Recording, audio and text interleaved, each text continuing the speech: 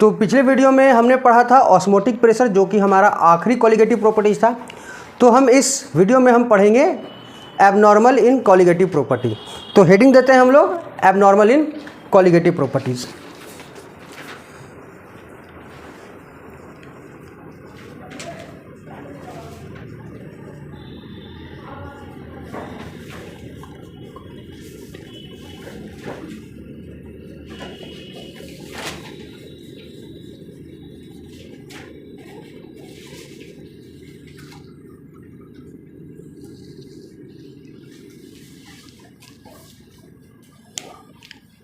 तो एक्चुअली अब तक हमने जितने भी सॉल्यूशन पढ़े हैं उनमें हम क्या कर रहे थे, नॉन वोलेटाइल सॉल्यूट डिजॉल्व कर रहे थे।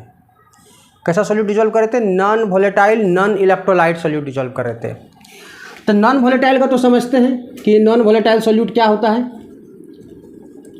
तो नॉन वोलेटाइल सॉल्यूट वैसा है जो वेपर नहीं बन सके, प्लस वो जो सॉल्यूट था, ये जो सॉल्यूट हम लेते थे नॉन वोलेटाइल लेते थे और नॉन इलेक्ट्रोलाइट लेते थे। कैसा लेते थे? नॉन वोलेटाइल और नॉन इलेक्ट्रोलाइट। ये नॉन इलेक्ट्रोलाइट क्या है? अगर सॉल्यूट आपका नॉन इलेक्ट्रोलाइट हो, इसका मतलब क्या है? इसका मतलब सॉल्यूट सॉल्यूशन में डिसोसिएट नहीं कर रहा था।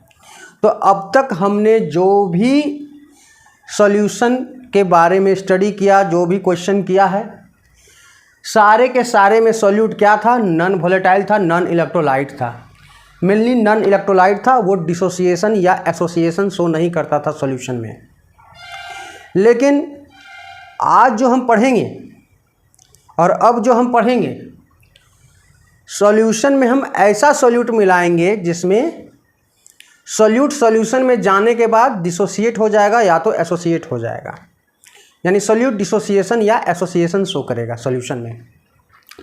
तो सॉल्यूट डिसोसिएट होगा या एसोसिएट हो जाता है सॉल्यूशन में जाने के बाद, तो उसका जो कोलिगेटिव प्रॉपर्टी है उसमें एबनॉर्मलिटी आता है, उसमें बदलाव आ जाता है। जो एक्सपेक्टेड हमारा जो कोलिगेटिव प्रॉपर्टी था वो ऐसा नहीं होगा। हमारा जो कैलकुलेटेड वैल्यू है, हमारा जो कॉलिगेटिव प्रॉपर्टी का कैलकुलेटेड वैल्यू जो होगा वो एक्सपेरिमेंटल वैल्यू से मैच नहीं करेगा। कब? जब सॉल्यूट सॉल्यूशन में क्या हो जाए, डिसोसिएट हो जाए या एसोसिएट हो जाएगा। तो जो कॉलिगेटिव प्रॉपर्टी का जो जितने भी कॉलिगेटिव प्रॉपर्टी हैं उनके वैल्यू में क्या हो जाएगा, एबनॉर्मलिटी आ जाएगा, चेंज आ जाएगा। तो इसी को हम कह रहे हैं एबनॉर्मल इन कॉलिगेटिव प्रॉपर्टी। तो उसके मोलर मास भी क्या हो जाएगा, बदल जाएगा। तो आपको कहीं हेडिंग देखने को मिलेगा एनसीईआरटी बुक में, एबनॉर्मल इन मोलर मास। तो मोलर मास बदल जाता है। जब दो मॉलिक्यूल जुड़ता है, एसोसिएशन होता है, तो मॉलिक्यूलर मास ज़्यादा हो जाता है। और जब एक सॉल्यूट पार्टिकल टूटता है तो मोलर मास क्या हो जाएगा, कम हो जाता है। तो आइए समझते हैं हम कि ये एबनॉर्मल इन कॉलिगेटिव प्रॉपर्टी क्या है और कैलकुलेटेड वैल्यू क्या है और एक्सपेरिमेंटल वैल्यू क्या है कॉलिगेटिव प्रॉपर्टी का। इससे हम समझते हैं एबनॉर्मल इन कॉलिगेटिव प्रॉपर्टी। हम यहाँ पर दो सॉल्यूशन लेंगे। एक सॉल्यूशन लेंगे हम यूरिया का और एक सॉल्यूशन लेंगे NaCl का। तो हम यहाँ दो सॉल्यूशन लेने जा रहे हैं।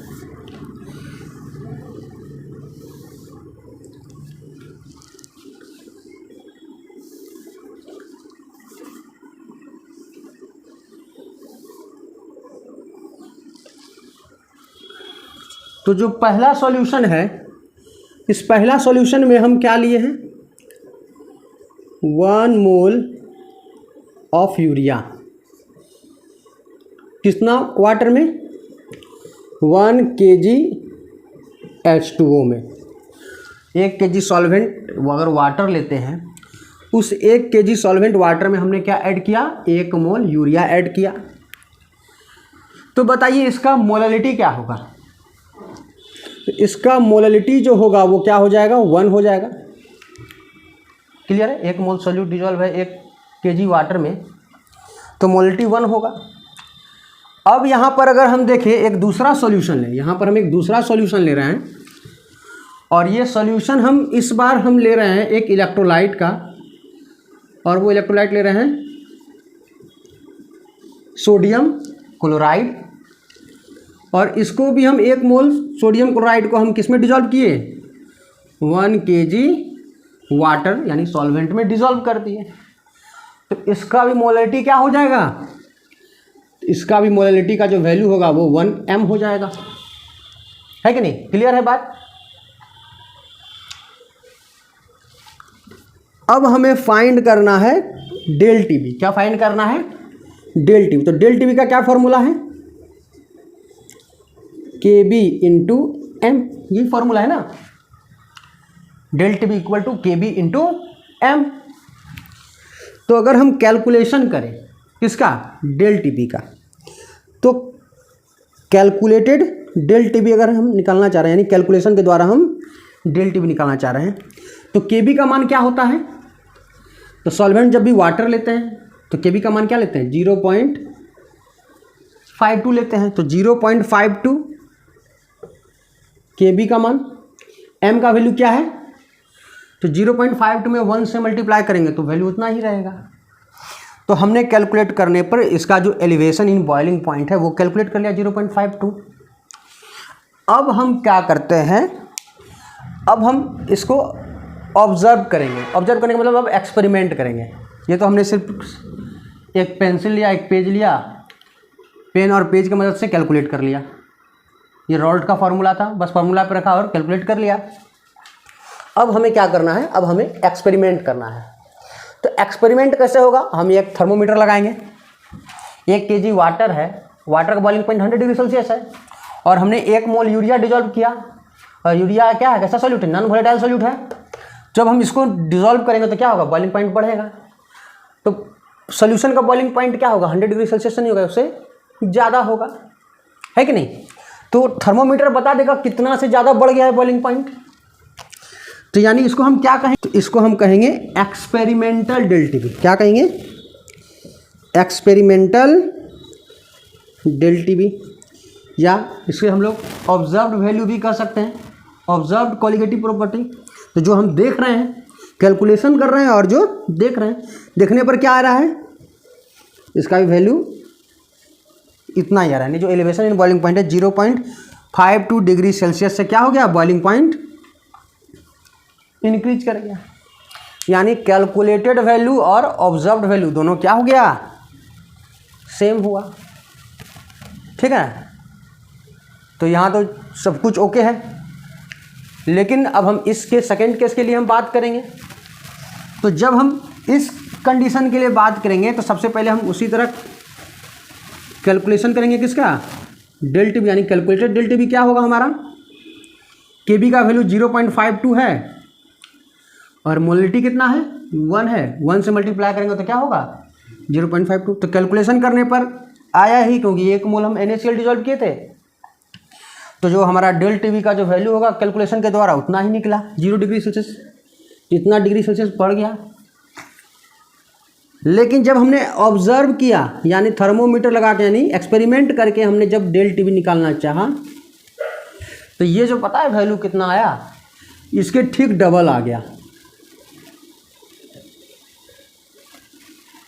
इसका जो एलिवेशन इन बॉइलिंग पॉइंट था वो क्या था, ठीक कैलकुलेटेड वैल्यू के डबल आ गया। अब ऐसा क्यों हुआ, तो इसका कारण था कि हमने जो यहाँ सॉल्यूट लिया था वो नॉन इलेक्ट्रोलाइट नहीं लिया था, वो हमने लिया था इलेक्ट्रोलाइट। और इलेक्ट्रोलाइट को जैसे ही पानी में डाला वो क्या हो गया, टूट गया। NaCl को पानी में डाले तो वो किस में टूट गया, Na+ में, Cl- में। हम सोच रहे थे 1 मोल पार्टिकल डिजॉल्व है, लेकिन पानी में जाने के बाद वो कितना मोल बन गया, 2 मोल। 1 मोल Na+ और 1 मोल, तो पार्टिकल का तो संख्या डबल हो गया। तो हम लोग पढ़े थे कॉलिगेटिव प्रॉपर्टीज। तो कॉलिगेटिव प्रॉपर्टीज क्या था, सॉल्यूशन का ऐसा प्रॉपर्टी जो सॉल्यूट के नेचर पे डिपेंड नहीं करता है, सिर्फ किस पे डिपेंड करता है, नंबर पे। यहाँ पार्टिकल कौन है उससे लेना देना नहीं है, लेना देना है किससे, सिर्फ नंबर से। यहाँ नंबर डबल हो गया तो कॉलिगेटिव प्रॉपर्टी भी डबल हो गया।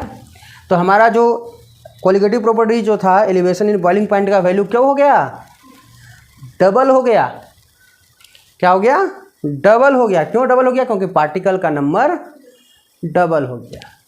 तो यही बात पहले समझ में नहीं आया था कि बस हम समझ रहे थे 1 मोल डाले थे सॉल्यूशन में 1 मोल है, लेकिन हकीकत में क्या हुआ, हकीकत में वो सॉल्यूशन में डिसोसिएट हो गया और 1 मोल के जगह पे 2 मोल बन गया। तो मोलैलिटी क्या हो गया, डबल हो गया। और मोलैलिटी अगर डबल हो जाएगा तो डेल टीवी का वैल्यू क्या होगा, डबल आ जाएगा। ये सिंपल सा कंसेप्ट था। तो आखिर कौन कौन से कंडीशन में रॉल्ड्स लॉ फॉलो नहीं होता है, यानी ये जो डेल टीबी का जो वैल्यू है या जो कोलिगेटिव प्रॉपर्टी जो है किस किस समय पे रॉल्ड्स लॉ को फॉलो नहीं करता है। तो जनरली 2 कंडीशन में फॉलो नहीं करता है, जब सॉल्यूट डिसोसिएशन शो करे, और दूसरा केस क्या है, दूसरा कंडीशन क्या है, जब सॉल्यूट क्या हो जाए, एसोसिएशन शो करे। तो जब सॉल्यूट डिसोसिएट हो जाएगा या तो एसोसिएट हो जाएगा तो रॉल्ड्स लॉ फॉलो नहीं करेगा, और कोलिगेटिव प्रॉपर्टी का जो वैल्यू होगा वो क्या आएगा, एबनॉर्मल आएगा। वो क्या आएगा, एबनॉर्मल आएगा, मॉलिक्यूलर मास चेंज हो जाएगा।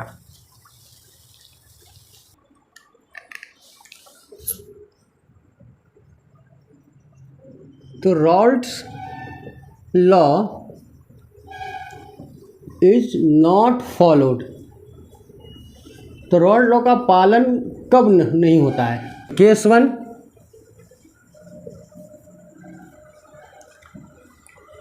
When solute dissociate in solution. तो हमारा पहला केस क्या है,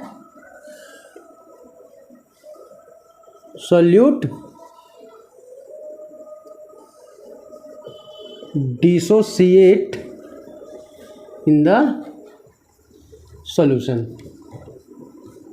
तो जब सॉल्यूशन में डिसोसिएट हो जाएगा तो ऐसे केस में रॉल्ड्स लॉ का फॉलो नहीं करेगा, यानी जो कोलिगेटिव प्रॉपर्टी है उसका वैल्यू क्या होगा, एबनॉर्मल होगा। तो डिसोसिएशन कैसे होता है सॉल्यूट का, और कौन करता है डिसोसिएशन। तो डिसोसिएशन जनरली कौन करता है, इलेक्ट्रोलाइट करता है। कौन करता है, सॉल्यूशन में डिसोसिएट कौन करता है, इलेक्ट्रोलाइट।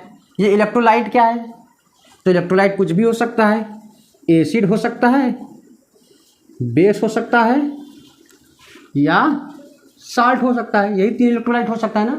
पानी में डाले और टूट गया।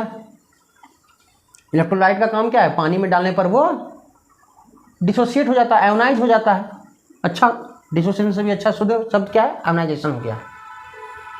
आयोनाइज अगर हो गया तो उसे हम इलेक्ट्रोलाइट कहेंगे। एसिड किस तरह से डिसोसिएट हो सकता है, एक एसिड लो तो कोई एग्जाम्पल में HCl, पानी में डालेंगे तो क्या होगा वो, अगर वाटर में डाल देंगे इसको तो H+Cl-।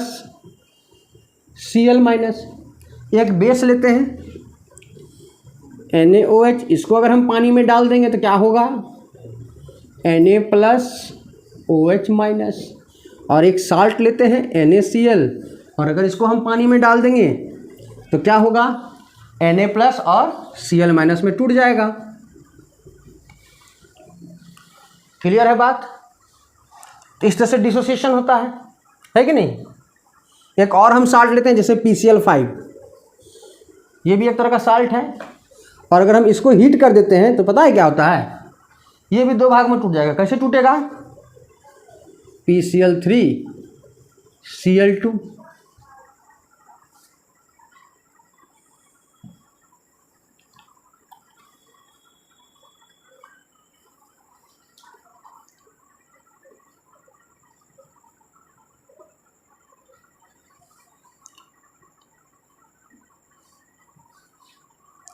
तो यहाँ पर ये मॉलिक्यूल था, ये सब आयन था, ये आयोनाइज नहीं हुआ है बल्कि यहाँ पर थर्मल डिकम्पोजिशन हुआ है। ठीक है। तो कभी कभी ऐसा भी हो सकता है सॉल्यूशन में PCl5 डाले, कहीं से हीट गेन कर लिया, PCl3 और Cl2 में टूट सकता है, लेकिन आयन तो नहीं दिया, तो इसको हम इलेक्ट्रोलाइट नहीं कह सकते हैं कि नहीं।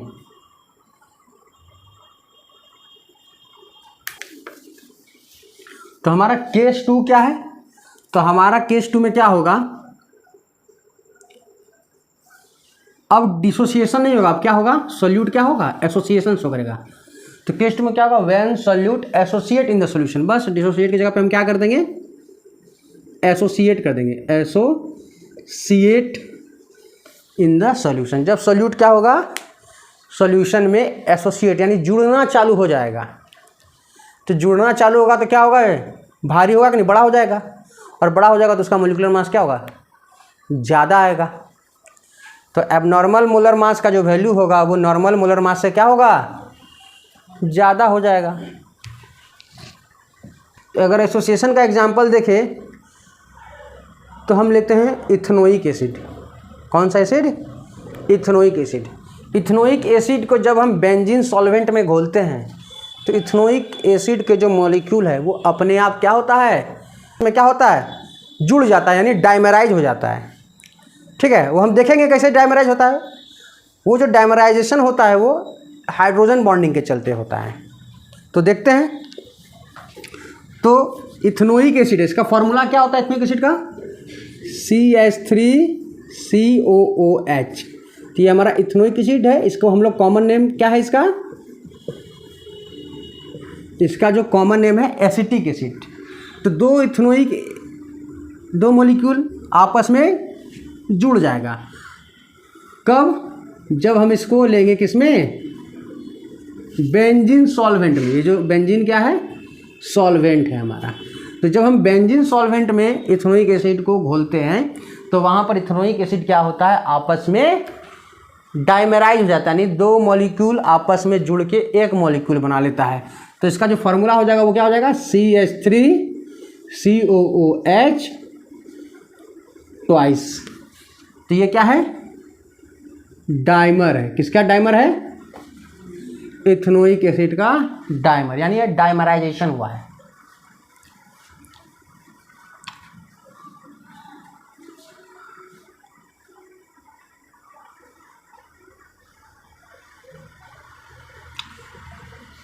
तो देखो हम ये आपस में जुड़ता क्यों है, तो जुड़ना कारण है जब इथेनोइक एसिड को बेंजीन सॉल्वेंट में डिसॉल्व करते हैं ना, तो दोनों मॉलिक्यूल के बीच में इंटरमॉलिक्यूलर हाइड्रोजन बॉन्डिंग होता है, जिसके चलते वो दो मॉलिक्यूल आपस में जुड़ जाता है। तो जैसे देखो इथेनोइक एसिड है, इसका फॉर्मूला है आपका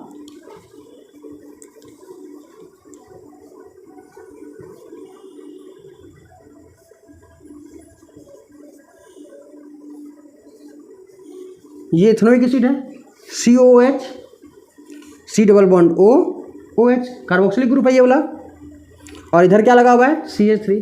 तो ये इथेनोइक एसिड है, ये पहला इथेनोइक एसिड का मॉलिक्यूल है। अब हम एक दूसरा मॉलिक्यूल लेने जा रहे हैं, इसको जस्ट उल्टा बना देंगे OH। तो ये कार्बोक्सिलिक फंक्शनल ग्रुप है ना, और यहाँ से क्या लगा देंगे CH3। तो दो मॉलिक्यूल इथेनोइक एसिड का, पहला मॉलिक्यूल और दूसरा मॉलिक्यूल।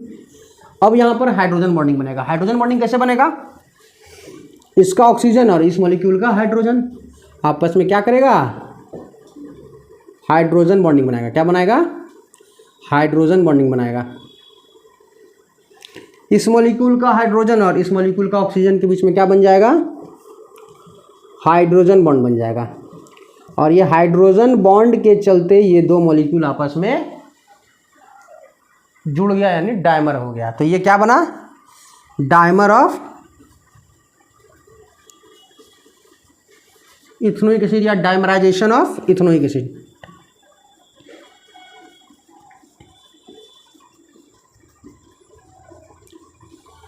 इथेनोइक एसिड, तो ये इथेनोइक एसिड का डाइमराइजेशन हुआ। जब तीन मॉलिक्यूल आपस में जुड़ जाएगा तो क्या होगा, उसे क्या कहेंगे, ट्राइमराइजेशन, ट्राइमर बन जाएगा। तो डिसोसिएशन या एसोसिएशन होगा तो कॉलिगेटिव प्रॉपर्टी का जो वैल्यू है वो एबनॉर्मल हो जाएगा, मोलर मास भी एबनॉर्मल हो जाएगा। डिसोसिएशन के केस में मॉलिक्यूलर मास कम हो जाएगा और एसोसिएशन के केस में मॉलिक्यूलर मास डबल हो जाएगा। यहाँ जो हम मॉलिक्यूलर मास कहने का मतलब है ऑब्जर्व्ड मॉलिक्यूलर मास। जो ओरिजिनल मॉलिक्यूलर मास था उससे हम क्या कहेंगे, नॉर्मल मॉलिक्यूलर मास। और जो डायमराइजेशन हुआ या डिसोसिएशन हुआ, एसोसिएशन हुआ, अब उसके बाद जो मोलिकुलर मास हमें मिल रहा है उसे हम क्या कहेंगे? Abnormal molar mass. तो अभी हमने देखा था कि जब इथेनोइक एसिड को अगर हम बेंजीन सॉल्वेंट में डिसॉल्व करते हैं तो इथेनोइक एसिड के मॉलिक्यूल आपस में डायमेराइज हो जाते हैं। उसी तरह जब बेंजोइक एसिड को भी अगर हम बेंजीन सॉल्वेंट में डिसॉल्व करते हैं तो बेंजोइक एसिड के भी मॉलिक्यूल आपस में डायमेराइज हो जाते हैं। ठीक है, तो अब हम लोग पढ़ेंगे डिग्री ऑफ डिसोसिएशन क्या होता है। हम लोग क्या पढ़ेंगे? हमारा जो अगला टॉपिक होगा वो होगा degree of dissociation. Degree of dissociation.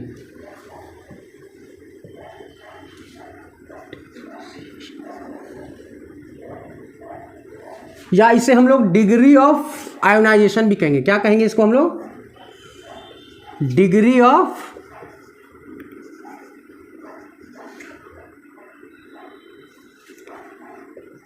Ionisation.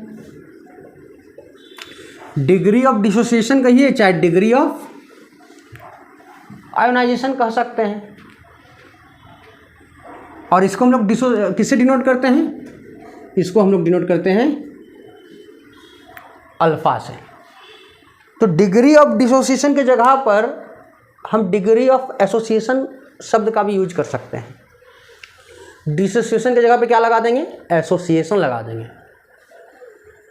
ठीक है, तो डिग्री ऑफ डिसोसिएशन है क्या, या डिग्री ऑफ आयोनेशन है क्या?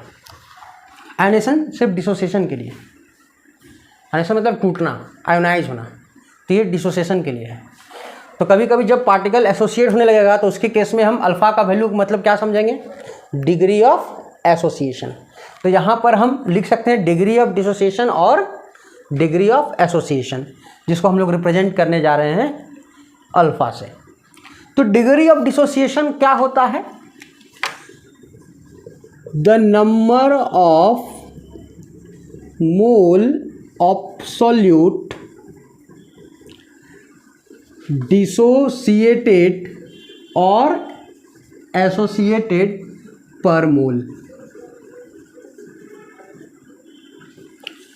The number of mole of solute dissociated per mole, यानी जब हम 1 मोल सॉल्यूट सॉल्यूशन में डालें तो उस 1 मोल सॉल्यूशन में सॉल्यूट डालने पर कितना मोल सॉल्यूट का डिसोसिएट हो जा रहा है, इसी को हम लोग क्या कहते हैं? Degree of dissociation. अगर एसोसिएशन की बात हो, 1 मोल सॉल्यूट डाल रहे हैं तो कितना मॉलिक्यूल आपस में जुड़ जा रहा है, उसी को डिग्री ऑफ एसोसिएशन भी कहेंगे। तो इसका जो फॉर्मूला है वो क्या होगा? अल्फा इक्वल टू तो number of mole of solute dissociated per mole. 1 mole solute डालें तो 1 मोल में से कितना मॉलिक्यूल डिसोसिएट हुआ, यही है डिग्री ऑफ डिसोसिएशन। तो 1 मोल यानी पर मोल में देख रहे हैं, तो एक्चुअली में है क्या? इसका जो फॉर्मूला होगा वो क्या होगा? Number of mole of solute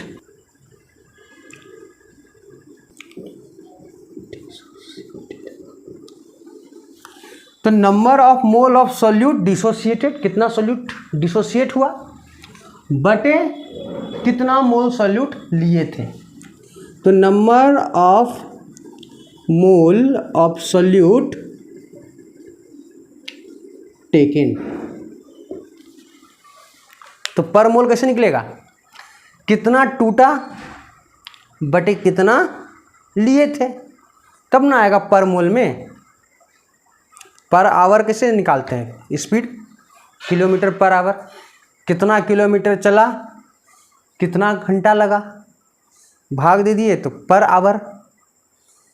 तो यहाँ पर भाग दिए कितना सॉल्यूट लिए थे, तो टोटल सॉल्यूट से भाग दे दिए तो नंबर ऑफ मोल कितना डिसोसिएट हुआ है 1 मोल में निकल गया। जब भी टोटल से डिवाइड कर देते हैं तो पर में आंसर आता है। तो पर मोल सॉल्यूट में कितना सॉल्यूट का मोल टूटा, यही है डिग्री ऑफ डिसोसिएशन। तो ये बात क्लियर है। अल्फा क्या है? Number of mole of solute dissociated by number of mole of solute taken. तो चलिए इसको हम एक एग्जाम्पल से समझते हैं। जैसे अगर हमको अल्फ़ा निकालना है, हम मान लेते हैं 100 मोल लिए। कितना लिए? 100 मोल सॉल्यूट लिए। Number of mole of solute taken 100 मोल। और 100 मोल डालने के बाद 100 मोल कुल टूट गया, तो क्या आएगा वैल्यू? 1। इसका मतलब क्या हुआ? 100 लिए थे और 100 टूट गया, जितना लिए थे सारा टूट गया। तो ऐसे केस में अल्फ़ा का वैल्यू क्या आएगा? 1। और ये 1 जो वैल्यू होता है वो अल्फ़ा का मैक्सिमम वैल्यू होता है per mole. Number of mole of solute dissociated per mole. तो 1 मोल लिए थे और 1 मोल टूट गया। 1 मोल में देख रहे थे, 1 मोल लिए थे और 1 मोल टूट गया, यानी ये क्या हो रहा है? कंप्लीट डिसोसिएशन हो रहा है। क्या हो रहा है? कंप्लीट डिसोसिएशन हो रहा है ऐसे केस में। और कंप्लीट डिसोसिएशन के केस में अल्फ़ा का वैल्यू क्या होता है? 1। जितना लेंगे उतना टूट गया।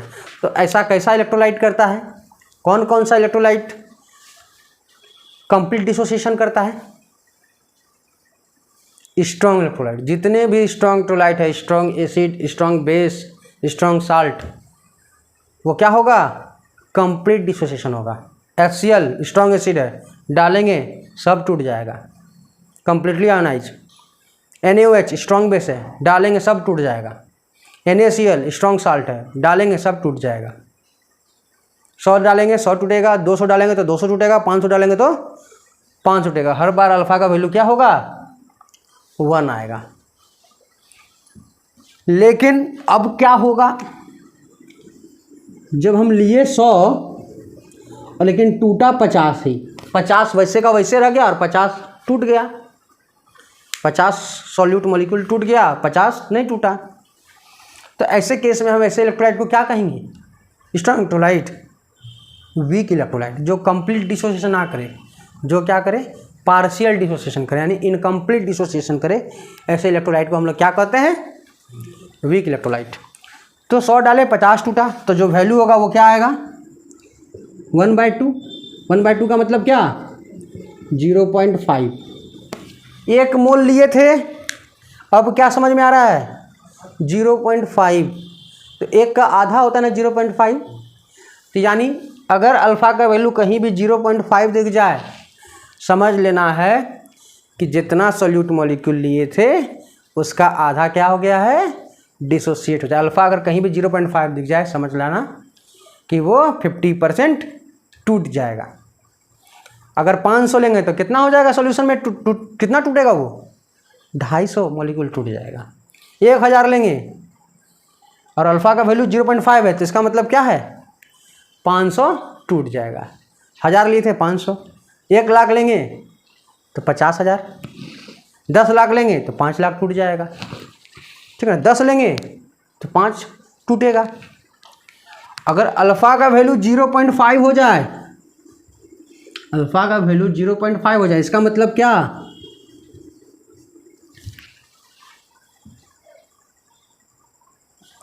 लिए थे 1 में देख रहे हैं अल्फ़ा का वैल्यू मैक्सिमम 1, 1 लिए थे, 1 मोल सॉल्यूट में कितना टूटा? 0.25, यानी कितना?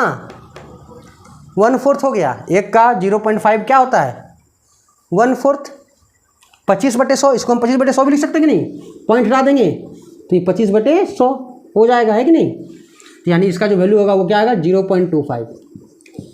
अगर 1000 लेंगे तो कितना डिसोसिएट होगा? 250। 10 लेंगे तो 2.5 मॉलिक्यूल टूटेगा, या 100 लेंगे तो 25 मॉलिक्यूल टूटेगा, है कि नहीं?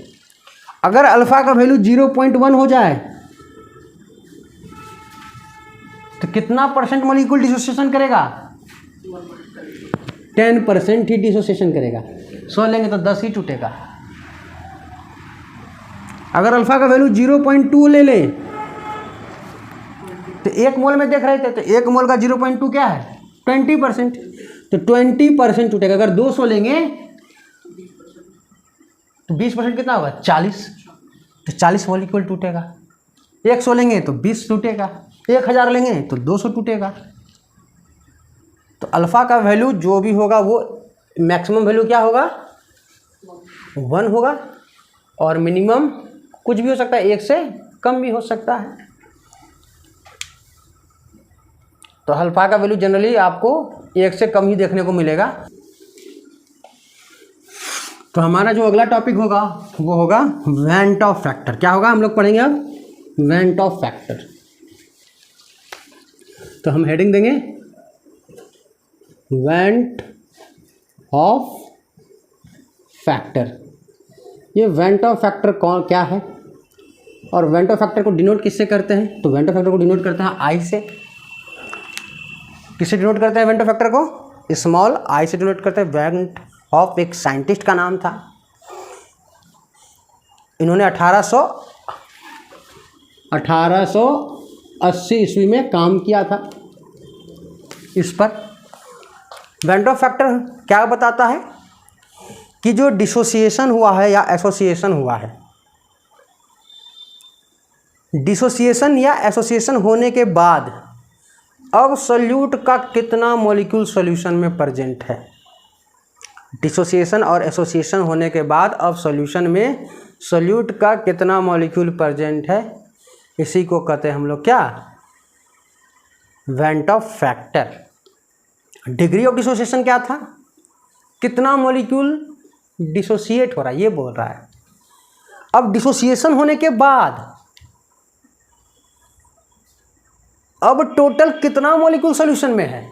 जैसा भी हम देखे थे कि अल्फा का वैल्यू अगर 0.5 था, इसका मतलब हम क्या समझे? इसका मतलब समझे हम 1 मोल लिए थे, 0.52 टा बाकी रह गया। अब सॉल्यूशन में कितना टोटल सॉल्यूट का मॉलिक्यूल है, उसी को हम लोग कहेंगे क्या? ये वेंट ऑफ फैक्टर। 1 मोल सॉल्यूट डालने के बाद जो भी वो डिसोसिएशन शो किया होगा या एसोसिएशन शो किया होगा, अब सॉल्यूशन में टोटल सॉल्यूट जो प्रेजेंट है 1 मोल सॉल्यूट डालने के बाद, उसी को हम लोग क्या कहते हैं? Van't Hoff factor. तो इसका डिफिनेशन क्या होगा? इसका जो डिफिनेशन होगा, the total number of solute produced after dissociation और association of 1 mole of solute. The total number of solute produced after dissociation or association of 1 mole of solute is called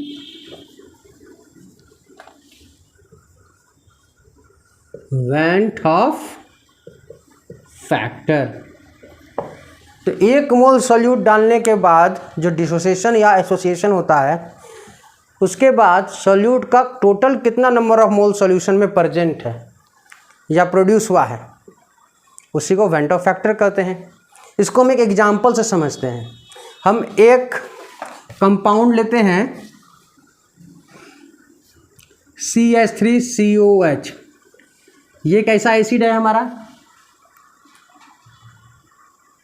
ethanoic acid है। ये strong acid है या weak acid है? Weak acid है। कैसा acid है ये? वीक एसिड है। ऑर्गेनिक एसिड है ना, ऑर्गेनिक एसिड वीक एसिड होता है और ये टूटेगा। तो वीक एसिड जब भी टूटता है तो कैसे टूटता है?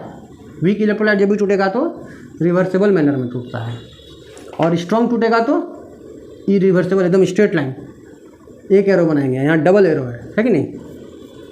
तो ये रिवर्सिबल होता है। जो डिसोसिएशन होता है वीक इलेक्ट्रोलाइट का, वो रिवर्सिबल मैनर में होता है और वो टूट के क्या बनाएगा? Minus plus H plus sign देगा, है कि नहीं। और इसका जो डिग्री ऑफ डिसोसिएशन है, इसका जो डिग्री ऑफ डिसोसिएशन है वीक इलेक्ट्रोलाइट है, वीक एसिड है जी। कितना है इसका?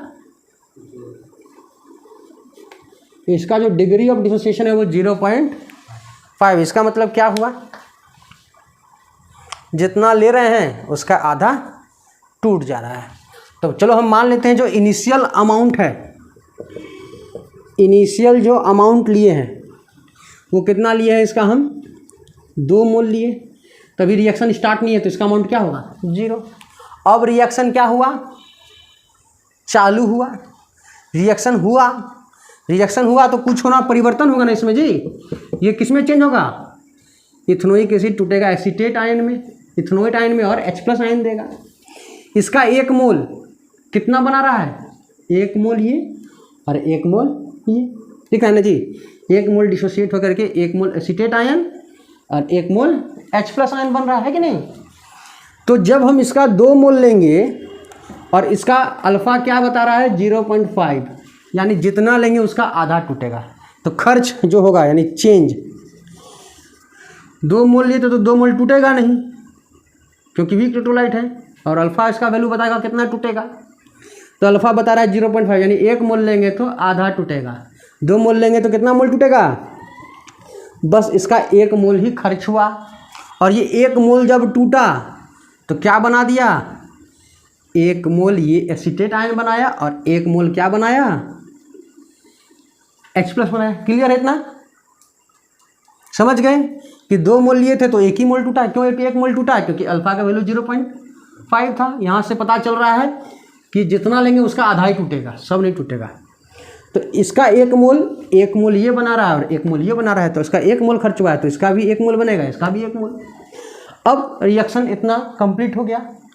अब रिएक्शन कंप्लीट होने के बाद फाइनल कंसंट्रेशन क्या होगा, तो जो फाइनल कंसंट्रेशन 2 मोल लिए थे, 1 मोल ही खर्चा हुआ, तो फाइनल सॉल्यूशन में ये तो बचा ही रह जाएगा ना। कितना बचा रह जाएगा, 2 मोल लिए थे, 1 मोल खर्च हो गया, इसमें टूट गया, कितना बचा, 1 मोल तो बचागा और वैसे का वैसे रह जाएगा ये, यानी सॉल्यूशन में ये भी प्रेजेंट होगा लेकिन 1 मोल होगा। और क्या क्या चीज़ प्रेजेंट होगा, ये बना है 1 मोल और ये भी 1 मोल बना था, ये भी 1 मोल सॉल्यूशन में होगा। अब 1 मोल ये था पहले से, 2 मोल था तो 1 मोल टूट के 1 मोल रह गया उतना का वैसे ही इस फॉर्म में, 1 मोल इस फॉर्म में है और 1 मोल इस फॉर्म में है। अब देखिए जो वेंट ऑफ फैक्टर है, हम वेंट ऑफ फैक्टर अब कितना मोल हो गया बताइए तो, सॉल्यूशन में कितना मोल हो गया, सॉल्यूशन में 1 मोल इथेनोइक एसिड का हो गया, 1 मोल एसीटेट आयन भी है और 1 मोल H+ आयन भी है। टोटल मोल कितना है, लिए थे कितना, लिए थे हम 2 मोल और हो गया 3 मोल। तो वेंट ऑफ फैक्टर क्या है, वेंट ऑफ फैक्टर जो क्या बताता है कि वेंट ऑफ फैक्टर क्या था कि टोटल हो कितना गया 3, अब बटे लिए कितना थे 2, डिसोसिएशन या एसोसिएशन के बाद कितना हो गया 3 हो गया, लिए कितना थे पहले 2, तो जो वैल्यू आएगा वो क्या आएगा 1.5। तो यहाँ पर बता रहा है कि 1 मोल सॉल्यूट डालने पर डिसोसिएशन के बाद कितना मोल बन रहा है, तो 2 लिए थे तो हो गया था 3, 1 लेंगे तो कितना हो जाएगा 1.5, तो पहले 1 मोल लिए थे तो कितना हो गया 1.5 मोल, यानी 1.5 गुना बढ़ गया। 2 मोल लिए थे तो कितना हो गया 3 मोल, 10 मोल लेंगे तो कितना हो जाएगा 15 मोल, 11 नहीं, 10 मोल लेंगे तो 15, 1.5 गुना बढ़ रहा है। 100 लेंगे तो कितना हो जाएगा 150 मोल हो जाएगा सॉल्यूशन में, 100 मोल सॉल्यूट डालेंगे तो सॉल्यूशन में कितना मोल बन जाएगा 150। तो वेंट ऑफ फैक्टर क्या है हमारा, तो वेंट ऑफ फैक्टर का जो हमारा फॉर्मूला है वो क्या होगा, total number of solute after total number of solute produced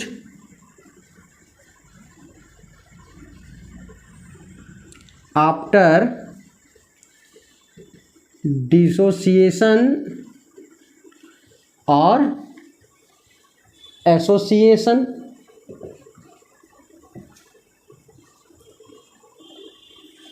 बटे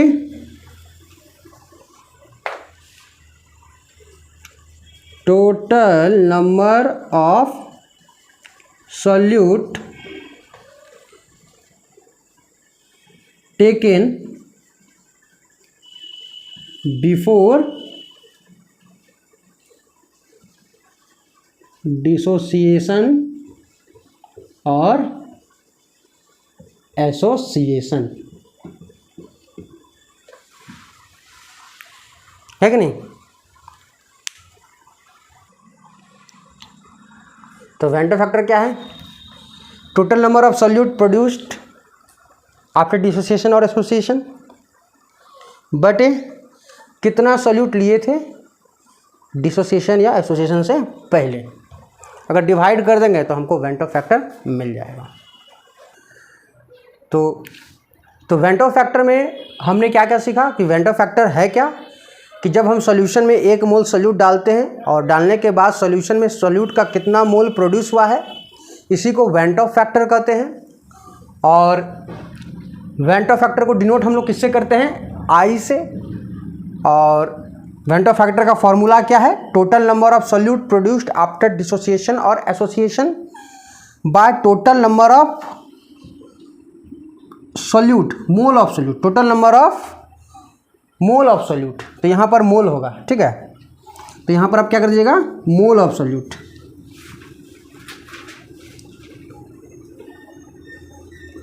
इसको हम फिर से लिख देते हैं।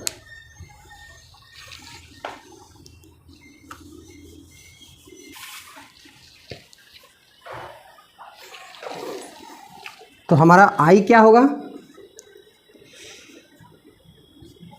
Total number of mole of solute after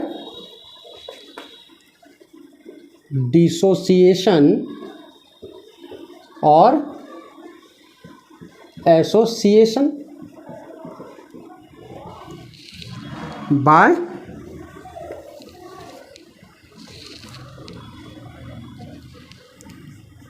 total number of mole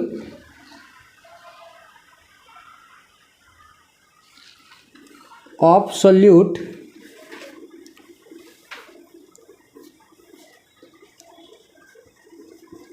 before dissociation और एसोसिएशन। तो जो डिसोसिएशन है और एसोसिएशन है, हम दोनों में से किसी एक को लेके चलेंगे।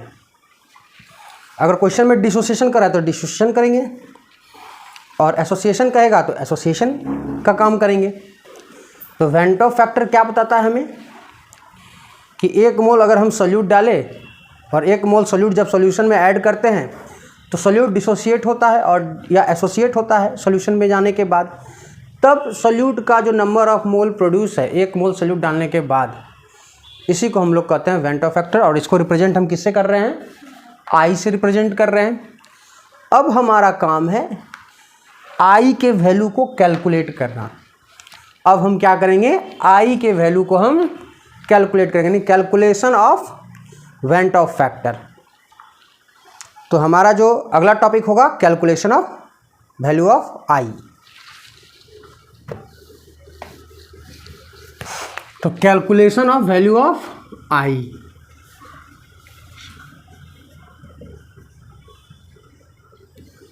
वैल्यू ऑफ आई, और ये आई यहां पर है वेंडो फैक्टर। तो हम आई को अब कैलकुलेट करने जा रहे हैं। तो एक बार डिसोसिएशन के केस में कैलकुलेट करेंगे और एसोसिएशन के केस में कैलकुलेट करेंगे। डिसोसिएशन में आई का वैल्यू कुछ अलग आएगा और एसोसिएशन के केस में जो आई का जो फॉर्मूला है वो डिफरेंट होगा। तो यहाँ पर जो पहला केस होगा, case 1, if solute dissociate in solution, if solute dissociate, जब सॉल्यूट क्या होगा? डिसोसिएट हो जाएगा। तो आई का वैल्यू कैसे निकालेंगे? तो आई का जो वैल्यू होगा वो क्या होगा? 1 + n - 1 अल्फ़ा। तो जो आई का वैल्यू क्या आएगा हमारा, अगर सॉल्यूट डिसोसिएट होगा तो आई का वैल्यू क्या होगा 1 + n-1 अल्फा। अल्फा क्या है मेरा, अल्फा है डिग्री ऑफ डिसोसिएशन या डिग्री ऑफ एसोसिएशन। तो यहाँ पर हम डिसोसिएशन की बात कर रहे हैं, तो अल्फा है मेरा डिग्री ऑफ डिसोसिएशन। तो जब डिसोसिएशन होगा तो हम आई निकालने के लिए ये वाला फॉर्मूला यूज करेंगे। तो I = 1 + n-1 अल्फा। अब n क्या है, तो इस फार्मूला में जो n है number of mole of product, number of mole of product. तो अभी हम बात करेंगे इसके ऊपर कि ये n क्या है। तो n है हमारा number of mole of product. तो डिसोसिएशन दो तरह से हो सकता है, एक बार स्ट्रॉन्ग इलेक्ट्रोलाइट के द्वारा और एक वीक इलेक्ट्रोलाइट के द्वारा। तो पहले हम एक बार स्ट्रॉन्ग इलेक्ट्रोलाइट को लेकर के देखते हैं। तो जैसे हम लेते हैं स्ट्रॉन्ग इलेक्ट्रोलाइट, क्या ले रहे हैं हम, स्ट्रॉन्ग इलेक्ट्रोलाइट ले रहे हैं। तो जब हम स्ट्रॉन्ग इलेक्ट्रोलाइट लेते हैं तो एग्जाम्पल में, अच्छा पहले स्ट्रॉन्ग इलेक्ट्रोलाइट जान लेते हैं होता क्या है। स्ट्रॉन्ग इलेक्ट्रोलाइट किसे कहते हैं, जो कि कंप्लीट डिसोसिएशन करे, क्या करे, जो कंप्लीटली डिसोसिएशन शो करे, यानी कंप्लीट आयोनाइज हो जाए, उसी को हम स्ट्रॉन्ग इलेक्ट्रोलाइट कहते हैं, यानी कंप्लीट आयोनाइजेशन शो करे। और जब कंप्लीट आयोनाइजेशन शो करेगा तो अल्फा का वैल्यू क्या होगा, तो याद रखना है जब 100% आयोनाइजेशन होगा, कंप्लीट डिसोसिएशन होगा, कंप्लीट आयोनाइजेशन होगा, तो अल्फा का वैल्यू क्या होता है 1 होता है। तो स्ट्रॉन्ग इलेक्ट्रोलाइट कौन हो सकता है, तो एग्जाम्पल में हम किसे ले सकते हैं, जितने भी स्ट्रॉन्ग एसिड हैं, स्ट्रॉन्ग बेस हैं और साल्ट है। तो ये सब जितने भी स्ट्रॉन्ग वाले होंगे ये कंप्लीट डिसोसिएशन करेंगे। एग्जाम्पल में H2SO4, H2SO4 कैसा एसिड है, स्ट्रॉन्ग एसिड है। HCl कैसा है, स्ट्रॉन्ग एसिड है। जैसे हम सबसे पहले देखते हैं HCl। HCl को अगर हम पानी में डालें, वाटर में अगर हम डालेंगे तो क्या होगा, H+ Cl- देगा। क्लियर है। तो अगर हम पूछे कि यहाँ पर n का वैल्यू क्या है, तो कितना मोल प्रोडक्ट दे रहा है ये, एक HCl को डाले तो 2 मोल दे रहा है, एक H+ और एक Cl-, तो 1 मोल बना रहा है 2 मोल। तो number of mole of product क्या हो जाएगा, n = 2। अच्छा, इसी रिएक्शन को हम ऐसा भी लिख सकते हैं, HCl एक्वस लिख दिए, इसका मतलब क्या हुआ, तो वाटर में डाल दिए, एरो करके हम H+ क्या लिख देंगे, एक्वस + Cl- एक्वस। इसका मतलब H+ और Cl- दोनों पानी में है, एक्वस फॉर्म में है, एक्वस सॉल्यूशन है। ठीक है। ये हाइड्रोक्लोरिक एसिड क्या प्रोड्यूस करता है, H+ और Cl-। तो ऐसे केस में n का वैल्यू क्या हो जाएगा 2। एक साल्ट लेते हैं, स्ट्रॉन्ग साल्ट NaCl, एक्वस, तो क्या होगा, पानी में डालेंगे तो क्या होगा, Na+ aqueous, Cl- aqueous, n का वैल्यू क्या होगा 2 होगा। चलिए, तो इस केस में भी 2 आया। अच्छा, तीसरा केस में H2SO4 एक्वस लेंगे, अब बताइए क्या होगा। ये सब स्ट्रॉन्ग इलेक्ट्रोलाइट है, क्या होगा बताओ, तो क्या क्या देगा, तो H2SO4 को जब हम डालेंगे तो H+ देगा, तो H+ कितना देगा 2 देगा, तो 2 H+ aqueous plus sulphate ion SO4 2- aqueous. तो n कितना हो जाएगा, number of mole of product n = 3। उसी तरह के एक और एग्जांपल लेते हैं, K2SO4, इसमें भी n का वैल्यू देख के बताओ। तो n का जो वैल्यू होगा वो क्या होगा, ऐसे केस में भी 3 होगा, ये आप खुद से कीजिएगा। तो n का वैल्यू क्या होगा 3 होगा। तो n का वैल्यू हम निकालने सीख गए।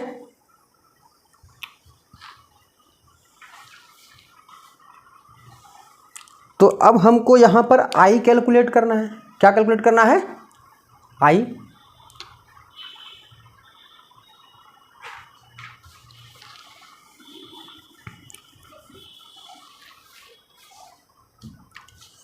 तो चलिए हम पहले इसके लिए आई का वैल्यू कैलकुलेट करते हैं। तो आई इक्वल टू क्या होता है? 1 + n-1 अल्फ़ा। अभी जस्ट हमने स्टडी किया है, पढ़ा है कि आई का फॉर्मूला यही होता है। और ये स्ट्रॉन्ग इलेक्ट्रोलाइट है, स्ट्रॉन्ग एसिड है, तो अल्फ़ा का वैल्यू क्या होगा? 1 होगा कि नहीं? स्ट्रॉन्ग इलेक्ट्रोलाइट के केस में अल्फ़ा 1 होगा, कंप्लीट डिसोसिएशन होगा। तो H2SO4 के लिए हम निकाल रहे हैं, ठीक है। तो 1 + H2SO4 में n का वैल्यू क्या है? 3 है, तो 3 - 1 और अल्फ़ा का वैल्यू 1 है, तो i का वैल्यू क्या हो जाएगा? 1 + 2, i = 3। तो अभी हमने क्या देखा? n का वैल्यू कितना था? 3 था H2SO4 के लिए, और H2SO4 का i का वैल्यू कितना है? 3 है। तो जब भी हम स्ट्रॉन्ग इलेक्ट्रोलाइट लेंगे और n का वैल्यू देखने से पता चल जाएगा। कोई भी आप सॉल्ट को देख लीजिए, तो सॉल्ट को या कोई भी इलेक्ट्रोलाइट को देख के हम पता लगा लेंगे n का वैल्यू क्या होगा। तो जो n का वैल्यू होगा i का भी वैल्यू वही होगा। तो i इक्वल टू क्या हो जाएगा हमारा? इक्वल टू n हो जाएगा। किस केस में?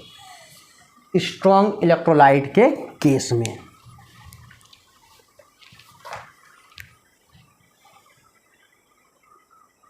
आप किसी के लिए भी अप्लाई कर सकते हैं। अगर n का वैल्यू, अगर HCl के लिए कैलकुलेट करेंगे, N2 है, तो इसके लिए i का वैल्यू क्या हो जाएगा?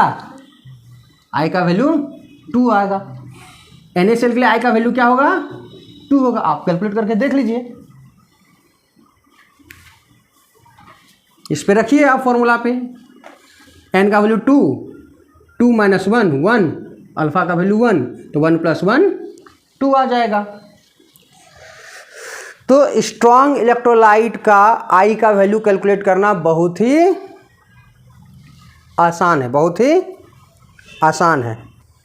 स्ट्रॉन्ग इलेक्ट्रोलाइट के लिए आई का वैल्यू कैलकुलेट करना बहुत ही आसान है। बस n का पता चल गया तो आई का पता चल गया।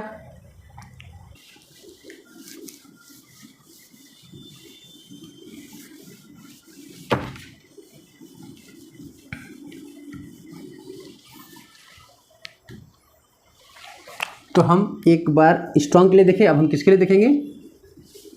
वीक इलेक्ट्रोलाइट के लिए। हे भगवान, इतना ओवरफ्लो क्यों हो रहा है, समझ में नहीं आ रहा है। ज़्यादा तो हम नहीं डाले हैं, अब कम में डालेंगे, बहुत ओवरफ्लो हो रहा है। हाँ, तो वीक इलेक्ट्रोलाइट के बारे में अगर हम बात करें तो वीक इलेक्ट्रोलाइट क्या करता है? पार्शियल डिसोसिएशन, यानी इनकम्प्लीट डिसोसिएशन हम कर सकते हैं। Weak electrolyte incomplete dissociation show करता है, पार्शियल आयोनाइजेशन शो करता है, या पार्शियल डिसोसिएशन शो करता है। 100 मोल डालेंगे तो 100 मोल नहीं टूटेगा, 10 मोल टूटेगा, 5 मोल टूटेगा, ठीक है, 50 मोल टूटेगा। तो अल्फ़ा जो होगा वो क्या होगा? ऑलवेज 1 से छोटा होगा। अल्फ़ा का वैल्यू हमेशा 1 से क्या होगा? छोटा होगा, या बहुत बहुत छोटा भी हो सकता है। अल्फ़ा का वैल्यू जब भी होगा वो 1 से कम हो सकता है, छोटा होगा। किस केस में? वीक इलेक्ट्रोलाइट के केस में। एग्जाम्पल देखें तो वीक इलेक्ट्रोलाइट का एग्जाम्पल कौन है? Organic acid, ethanoic acid, formic acid, malic acid, ascorbic acid, सब क्या है? वीक एसिड है। एमोनियम हाइड्रोक्साइड एक वीक बेस है। AgCl एक वीक साल्ट है, इंसॉल्युबल साल्ट, बहुत कम टूटता है। AgCl 100 मोल लेंगे ना, 2 मोल टूटेगा और 98 मोल नीचे जाके बैठ जाएगा। इंसॉल्युबल साल्ट है। AgCl कैसा साल्ट है? इनसॉल्युबल या स्पैरेंगली सॉल्युबल साल्ट। स्पैरेंगली सॉल्युबल साल्ट मतलब जो बहुत ही कम घुले, सॉल्यूशन में बहुत कम घुले, मतलब 2% घुलता है, इसलिए इसको इनसॉल्युबल साल्ट भी कहते हैं या स्पैरेंगली सॉल्युबल साल्ट। तो जब इथेनोइक एसिड को अगर हम पानी में डालते हैं, एक्वस लिख सकते हैं ना इसको, और जो भी वीक इलेक्ट्रोलाइट टूटता है कैसे टूटता है, रिवर्सिबल मैनर में टूटता है, इक्विलिब्रियम फॉर्म कर सकता है, दोनों तरफ का रेट क्या होगा एक टाइम बराबर हो जाएगा। तो क्या बनेगा, CH3COO minus aqueous plus H plus aqueous.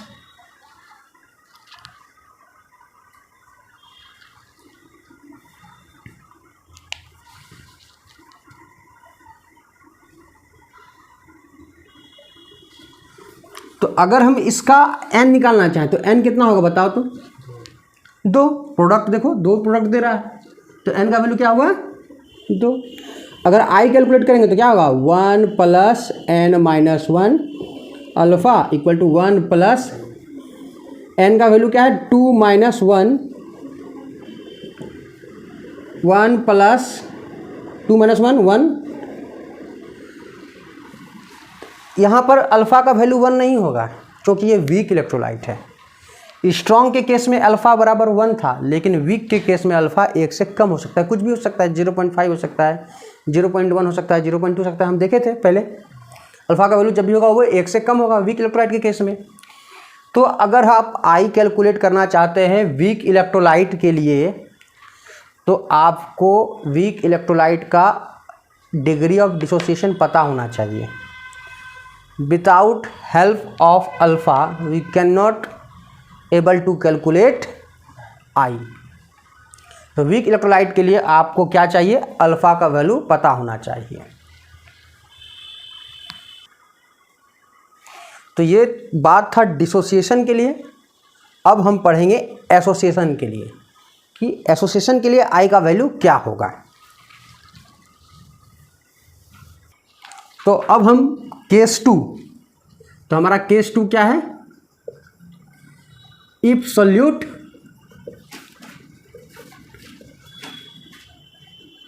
Associate in solution. अगर सोल्यूट क्या होगा, एसोसिएट होगा। तो जब सोल्यूट एसोसिएट होगा तो आई का जो वैल्यू होगा वो क्या होगा, तो हमारा जो आई का वैल्यू होगा 1 minus alpha plus alpha bye n।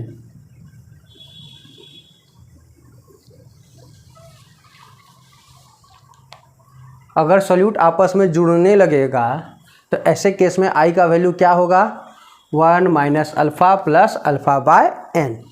n क्या है, number of mole of product. तो यहाँ पर तो टूटेगा नहीं, यहाँ पर क्या होगा, जुड़ेगा। तो यहाँ पर number of mole of product नहीं कर सकते हैं। यहाँ पर हम कह सकते हैं अगर n का वैल्यू 2 आ गया तो डाइमराइजेशन, 2 मॉलिक्यूल आपस में जुड़ रहा है, यानी डाइमराइज हो रहा है। मतलब जब 2 मॉलिक्यूल आपस में जुड़ करके एक मॉलिक्यूल बन जा रहा है तो n बराबर 2, और n बराबर 2 क्या बता रहा है, मॉलिक्यूल डाइमराइज हो रहा है। तो ये किसको रिप्रेजेंट कर रहा है, डाइमराइजेशन को। अगर n का वैल्यू 3 हो जा रहा है तो इसका मतलब ट्राइमराइजेशन। तो ट्राइमराइजेशन के केस में n का वैल्यू क्या होगा, 3 होगा।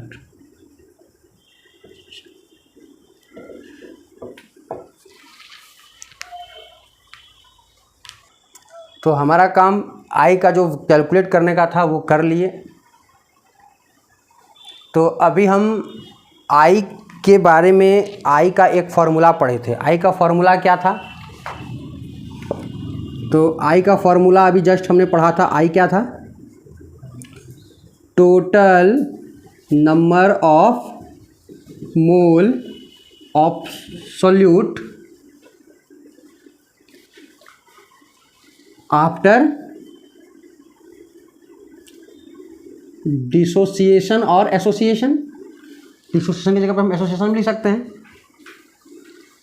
Bye total number of mole of solute before dissociation. तो अभी हम यही फॉर्मूला देखे थे ना, इसका हम एक और फॉर्मूला लिख सकते हैं। तो आई का एक फॉर्मूला और बन सकता है, इसी फॉर्मूला से बन सकता है। तो total number of mole of solute after dissociation. तो डिसोसिएशन होने के बाद जो सोल्यूट का नंबर ऑफ मोल है ये क्या रिप्रेजेंट करता है? कैलकुलेटेड कॉलिगेटिव प्रॉपर्टी रिप्रेजेंट कर रहा है या ऑब्जर्व्ड कॉलिगेटिव प्रॉपर्टी रिप्रेजेंट कर रहा है?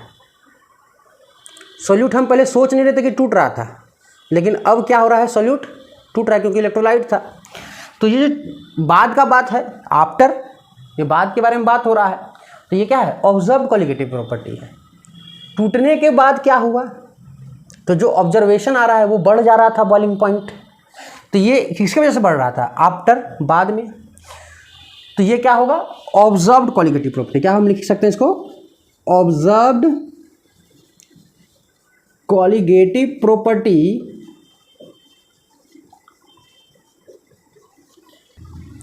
तो डिसोसिएशन से पहले की बात हम जितना लिए थे, तो ये बात हो रहा है कैलकुलेशन की। हम जो कैलकुलेशन कर रहे थे कितना, जितना लिए थे उसी का तो कैलकुलेशन कर रहे थे। तो बिफोर जो पहले था डिसोसिएशन से पहले जो अमाउंट हम लिए थे उसी का तो हम क्या कर रहे थे? कैलकुलेशन कर रहे थे। तो ये क्या है? कैलकुलेटेड कॉलिगेटिव प्रॉपर्टी है कि नहीं? तो कैलकुलेटेड कॉलिगेटिव प्रॉपर्टी। तो जब ऑब्जर्व्ड कॉलिगेटिव प्रॉपर्टी को डिवाइड कर देंगे कैलकुलेटेड कॉलिगेटिव प्रॉपर्टी से, तो हमें आई का वैल्यू प्राप्त हो जाएगा। एक और फॉर्मूला है इसमें, तीसरा फॉर्मूला क्या है? इसी पे डिपेंड है।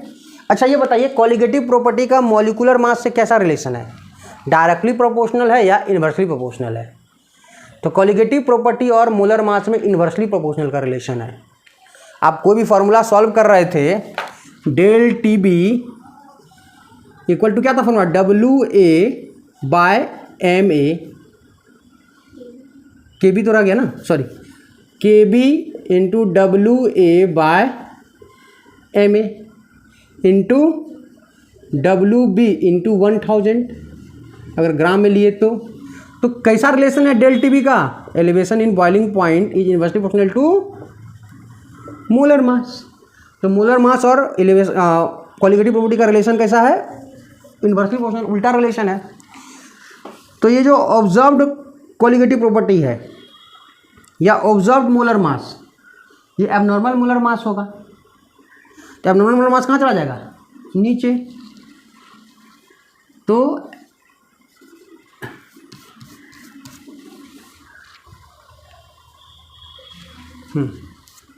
तो एबनॉर्मल मोलर मास, और यहां पर क्या है जी? Calculated colligative property.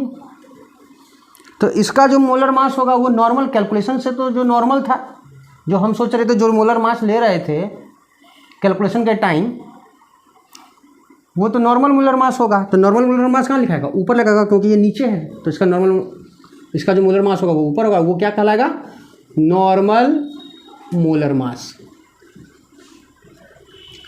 तो नॉर्मल मोलर मास को जब एबनॉर्मल मोलर मास से डिवाइड कर देंगे तो आई हमें निकल जाएगा। तो ये तीन फार्मूला है वेंट ऑफ फैक्टर का। तीनों फार्मूला में से किसी एक का भी यूज कर सकते हैं। तो जनरली क्वेश्चन में ये फार्मूला आपको देखने को मिलेगा, इसका फार्मूला यूज बहुत कम मिलेगा। घुमा फिरा के क्वेश्चन दे देगा नॉर्मल मोलर मास और एबनॉर्मल मोलर मास, तब आपको फार्मूला याद आना चाहिए, नॉर्मल बाय एबनॉर्मल। क्योंकि कंपटीशन में जो क्वेश्चन पूछे जाते हैं बहुत घुमा फिरा के क्वेश्चन पूछे जाते हैं। तो वेंट ऑफ फैक्टर हमारा समाप्त हुआ। तो वेंट ऑफ फैक्टर के चलते कॉलिगेटिव प्रॉपर्टी में, यानी जो डिसोसिएशन या एसोसिएशन होने के चलते कॉलिगेटिव प्रॉपर्टी के वैल्यू में एबनॉर्मलिटी आ जाता था, यानी जो कॉलिगेटिव प्रॉपर्टी था वो एबनॉर्मल हो जा रहा था। तो उसको हमको सही करना होगा। सही कैसे होगा? वेंट ऑफ फैक्टर की मदद से। क्योंकि वेंट ऑफ फैक्टर तो अब बता दिया है ना कि सॉल्यूशन में अब कितना सॉल्यूट है। तो बस उतना से अगर हम मल्टीप्लाई कर देंगे पहले वाले सॉल्यूशन से, पहले वाले कॉलिगेटिव प्रॉपर्टी में हम वेंट ऑफ फैक्टर मल्टीप्लाई कर देंगे तो जो एबनॉर्मल वैल्यू आ रहा था वो अब क्या हो जाएगा, सही हो जाएगा। तो जो एबनॉर्मल वैल्यू आ रहा था उसको हम सही कैसे कर सकते हैं, कॉलिगेटिव प्रॉपर्टी में हम वेंट ऑफ फैक्टर को मल्टीप्लाई कर देंगे तो जो हमारा एबनॉर्मल कॉलिगेटिव प्रॉपर्टी है वो सही हो जाएगा। तो हमारा जो नया टॉपिक होगा या लास्ट टॉपिक होगा वो होगा went Hoff factor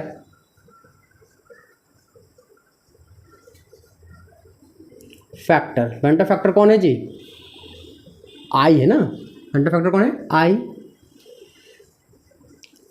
modifies the equation of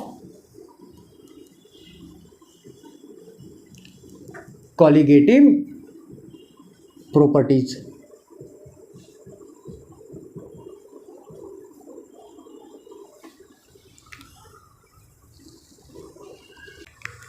तो van't Hoff factor modifies the equation of colligative property. तो वेंट ऑफ फैक्टर यहाँ कॉलिगेटिव प्रॉपर्टी के जो वैल्यू है उसको क्या कर रहा है, मॉडिफाई कर दे रहा है, चेंज कर दे रहा है। तो कैसे, तो पहला कॉलिगेटिव प्रॉपर्टी क्या था आपका, relative lowering of vapour pressure. तो relative lowering of vapour pressure, क्या फॉर्मूला था उसका, p naught minus p s by p naught equal to क्या था, W1 bye M1 into W2 into M2, यही था ना। तो हकीकत में ऐसा था, लेकिन जब सॉल्यूशन में इलेक्ट्रोलाइट हो, सॉल्यूट क्या हो, इलेक्ट्रोलाइट हो, तब ये केस, तब क्या ये इक्वेशन सही होगा, नहीं होगा, फॉलो नहीं होगा। इस इक्वेशन में जो वैल्यू होगा वो एबनॉर्मल वैल्यू आएगा। तो इसके लिए हम क्या करेंगे, इसके लिए इस इक्वेशन में सिंपली हम किससे मल्टीप्लाई कर देंगे, आई से मल्टीप्लाई कर देंगे। तो जो relative lowering of vapour pressure था वो क्या हो जाएगा, सही हो जाएगा। आई पर मोल में जितना पर मोल का बता रहा था उतना से अगर हम मल्टीप्लाई कर देंगे तो जो भी गलती था वो सही हो जाएगा। जो कॉलिगेटिव प्रॉपर्टी होगा अब वो सही वैल्यू आएगा, एबनॉर्मल नहीं होगा। तो उसी तरह हम दूसरा में भी देख सकते हैं। दूसरा क्या है colligative property, elevation of boiling point. क्या फॉर्मूला है इसका, डेल टी बी के बी एम ई था ना। तो यही वैल्यू गड़बड़ी आ रहा था, इसको सही कैसे करेंगे, आई से मल्टीप्लाई करके। तो आई से मल्टीप्लाई करेंगे तो क्या होगा, तो सही हो जाएगा इक्वेशन। तीसरा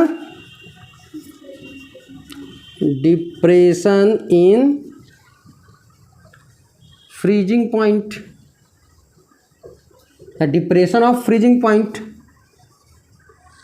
तो इसके लिए क्या था, del t f equal to k f into m.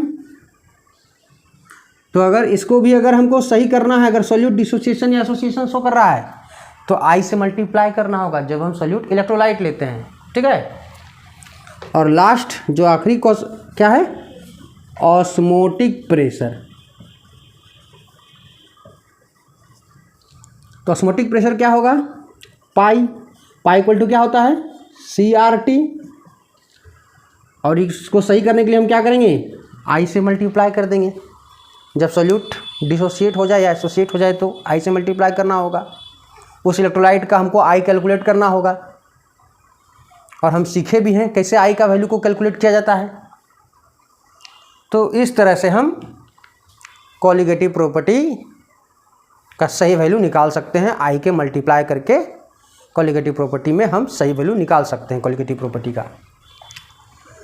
तो हमारा जो चैप्टर है वो समाप्त हुआ। अब हम एक दो क्वेश्चन करेंगे वेंट ऑफ फैक्टर पे। Determine the amount of calcium chloride. तो हमारा क्वेश्चन क्या है, determine the amount of calcium chloride, जिसका वेंट ऑफ फैक्टर दिया है क्योंकि ये इलेक्ट्रोलाइट है। Dissolve in 2.5 litre of water such that its osmotic pressure 0.75 atm at 27 degree Celsius. तो ये हमारा क्वेश्चन है। तो हमें कैल्शियम कार्बोनेट का हमें क्या फाइंड करना है, वेट फाइंड करना है। तो सबसे पहले जो इन्फॉर्मेशन हमें दिया है हम लिख लेंगे। तो सबसे पहले हमें यहाँ पर पूछ क्या रहा है, सॉल्यूट का वेट WA हमें फाइंड करना है। तो हमें फाइंड करना है weight of solute calcium chloride का। तो हमें इन्फॉर्मेशन क्या क्या दिया हुआ है, तो इसके लिए इन्फॉर्मेशन दिया हुआ है हमें I दिया हुआ है। I कितना दिया हुआ है, 2.47 दिया हुआ है। वॉल्यूम दिया हुआ है सॉल्यूशन का 2.5 लीटर। और क्या दिया है, ऑस्मोटिक प्रेशर दिया हुआ है ना 0.75 atm। और टेम्परेचर दिया हुआ है 27 डिग्री सेल्सियस। अब इसको केल्विन में कैसे चेंज करेंगे, 273 से ऐड कर देंगे तो क्या आ जाएगा, 300 केल्विन आ जाएगा। तो ये इन्फॉर्मेशन दिया है। तो ये कौन से क्वालिटेटिव प्रॉपर्टी की बात कर रहा है, ऑस्मोटिक प्रेशर की बात कर रहा है। तो ऑस्मोटिक प्रेशर वाला फॉर्मूला लगाएंगे ना। तो I इक्वल टू क्या है हमारे पास, ऑस्मोटिक प्रेशर का फॉर्मूला क्या है, तो ऑस्मोटिक प्रेशर का हमारे पास फॉर्मूला है पाई इक्वल टू CRT या चलिए इसको पहले हम लिख दे, I से मल्टीप्लाई करेंगे ना, क्योंकि हम यहाँ इलेक्ट्रोलाइट लिए हैं, CaCl2 लिए हैं, CaCl2 लिए हैं। तो CaCl2 कैसे टूटेगा, Ca2 प्लस और 2Cl माइनस में टूटेगा। तो इलेक्ट्रोलाइट है, दिख रहा है, तो इसलिए I से मल्टीप्लाई करना होगा। तो अच्छा इसको हम ऐसे लिख सकते हैं N/VRT। कंसंट्रेशन क्या होता है, number of mole by volume. तो हमें तो वेट पूछा है, नंबर ऑफ मोल नहीं पूछा है सॉल्यूट का। तो पाई इक्वल टू क्या होगा, I equal to WA MA RT, है कि नहीं।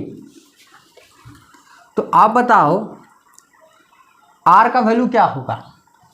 तो जो R का वैल्यू होगा जब ATM में लेते हैं तो क्या लेते हैं, 0.082 लेते हैं। और मोलर मास क्या होगा, MA क्या होगा, कैल्शियम क्लोराइड है ना, Ca प्लस 2Cl, 2 क्लोरीन है। कैल्शियम का कितना होता है एटॉमिक मास 40, और क्लोरीन का 35.5, 2 इंटू 35.5 क्या होगा 71। तो 40 प्लस 71 तो कितना हो जाएगा 111। कितना हो जाएगा 111 आएगा, दिख नहीं रहा है। तो 40 प्लस 11 क्या होगा MA। तो मोलर मास मेरा कितना हो गया 111।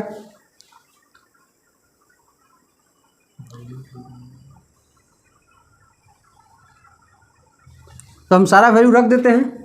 ऑस्मोटिक प्रेशर का वैल्यू क्या है 0.75, I का वैल्यू क्या है 2.47, WA हमें कैलकुलेट करना है, R का वैल्यू 0.082, टेम्परेचर 300 और मोलर मास कितना है 111। अब हम क्या करेंगे, WA को निकालना है तो हम क्या करेंगे, तो वॉल्यूम छूट गया है ना यहाँ पे। तो वॉल्यूम कितना है यहाँ पर, वॉल्यूम यहाँ पर छूट गया था, तो वॉल्यूम क्या होगा 2.5 लीटर। तो वॉल्यूम तो हम लीटर में यूज करते हैं। तो क्या होगा अगर इसको सबको एक तरफ कर देंगे तो 0.75 इंटू 111 इंटू 2.5, और जो ऊपर वाला है वो नीचे जाएगा 2.47 इंटू 0.082 इंटू 300। अब इसको सॉल्व करना होगा। तो पॉइंट हट सकता है कि नहीं, इधर पॉइंट हटाएंगे तो कितना होगा 1000 और इधर हटाएंगे तो 10। तो ये 3 0 कैंसिल हो जाएगा।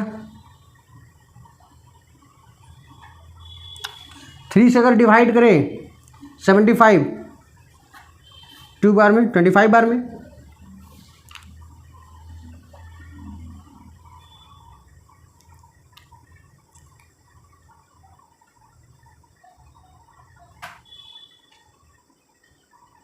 अब क्या होगा,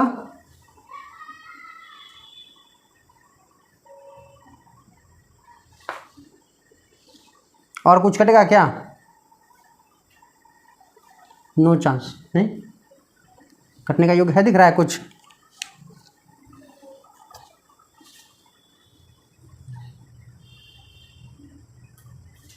चलिए हम एक चीज़ ऐसा कर सकते हैं, इस 247 है ना, 247 है ना, और यहाँ 25 है, इसको हम लगभग 250 मान सकते हैं कि नहीं? ऐसा आप कब करेंगे? जब कैलकुलेशन जल्दी में करना हो।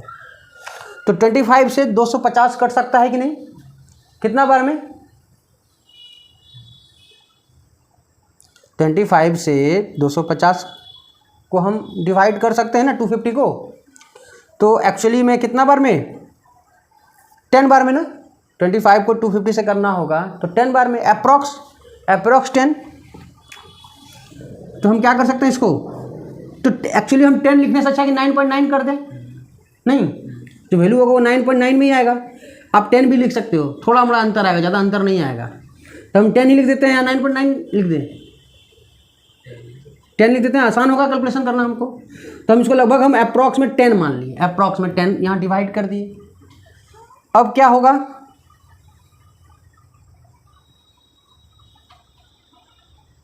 अब हम क्या करते हैं, मल्टीप्लाई कर देते हैं। 111 को 111 इसको 82 से डिवाइड कर दो।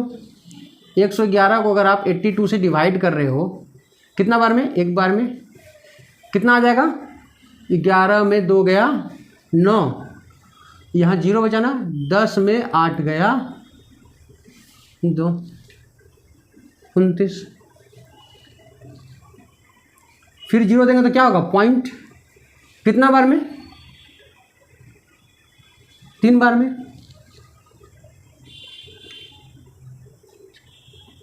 अर्थात 24, कितना होगा? 10 में 6 गया 4, 8 में गया 4, 8 का टेबल में 44 कितना बार में आता है? 5 बार में 40, तो लगभग 1.35 आ रहा है। तो WA जो हो हमारा होगा, तो WA जो हमारा होगा वो क्या होगा? WA इक्वल टू 25 इंटू 1.35 ग्राम। तो WA जो होगा, तो 25 को अगर हम 1.25 से मल्टीप्लाई कर दें, 1.35 इंटू 25 कर दें, 25, 5 दिया 15, 17, 5, 6, 10, 6, 7, 2, 5, 7, 7, 6, 13, 2, 1, 3। तो अप्रॉक्स में जो हमारा आंसर आएगा वो लगभग 33.75 ग्राम आएगा। तो अप्रॉक्स में है, क्योंकि यहाँ पर थोड़ा सा कैलकुलेशन को हमने थोड़ा सा क्या किया था, 9.9 की जगह पे हमने 10 लेके चला था, इसके कारण से थोड़ा सा वैल्यू, थोड़ा सा फैक्चुलेट, थोड़ा सा वैल्यू डिफरेंट आ सकता है, में थोड़ा सा अंतर आ सकता है। तो ये लगभग जो वैल्यू होगा उसे हम क्या कहेंगे? अप्रॉक्स। देखो तो कितना है आंसर।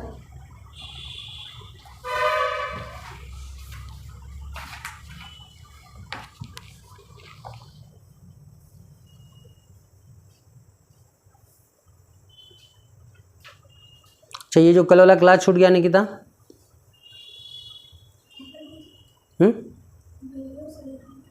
देख लेना। 0.03 मोल ऑफ CaCl। कितना है? 0.03 मोल ऑफ CaCl।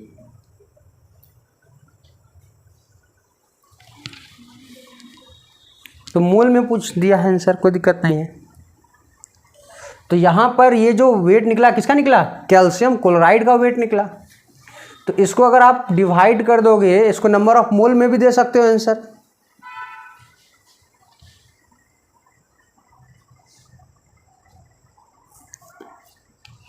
तो अगर हम नंबर ऑफ मोल निकालेंगे तो क्या करना पड़ेगा?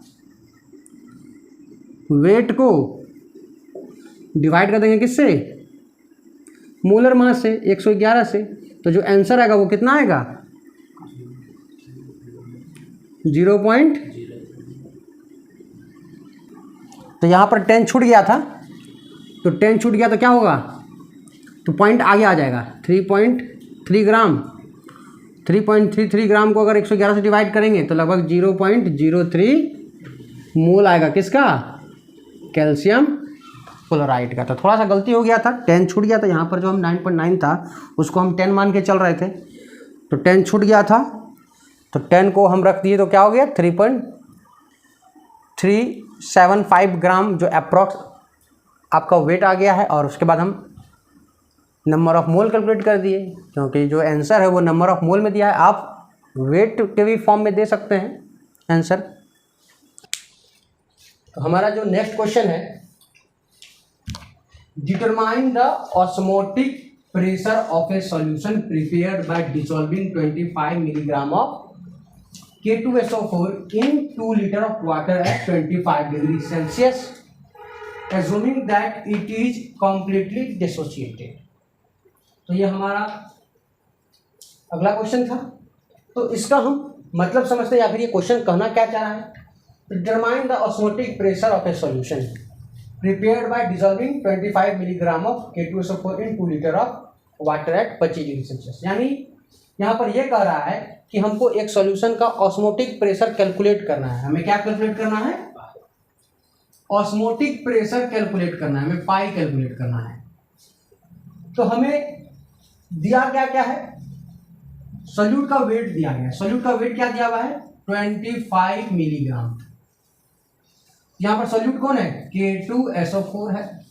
और K2SO4 कैसे टूटेगा, K प्लस 2K प्लस और SO4 2 माइनस। तो WA किस में है, मिलीग्राम में, हमें चेंज करना होगा ग्राम में।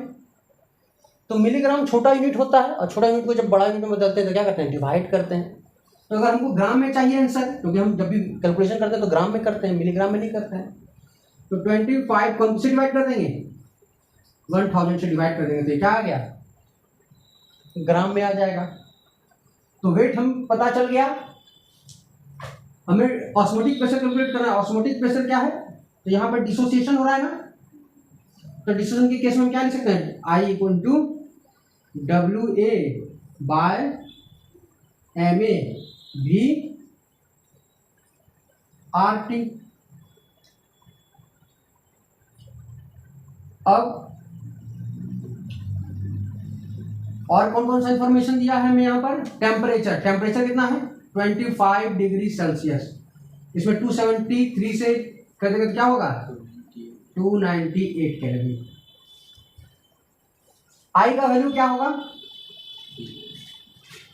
यहां पर क्या बोला जा रहा है, assuming that it is completely dissociated. तो अल्फा वैल्यू 1 होगा ना, कंप्लीट डिसोसिएशन होगा मतलब अल्फा 1। और जब अल्फा 1 होता है तो आई इक्वल टू क्या होता है n। तो n का वैल्यू यहां पर कितना है 3 है, तो आई का वैल्यू क्या हो जाएगा 3 हो जाएगा। तो यहां पर जो पाई होगा आई का है 3, W है 25 बाय 1000।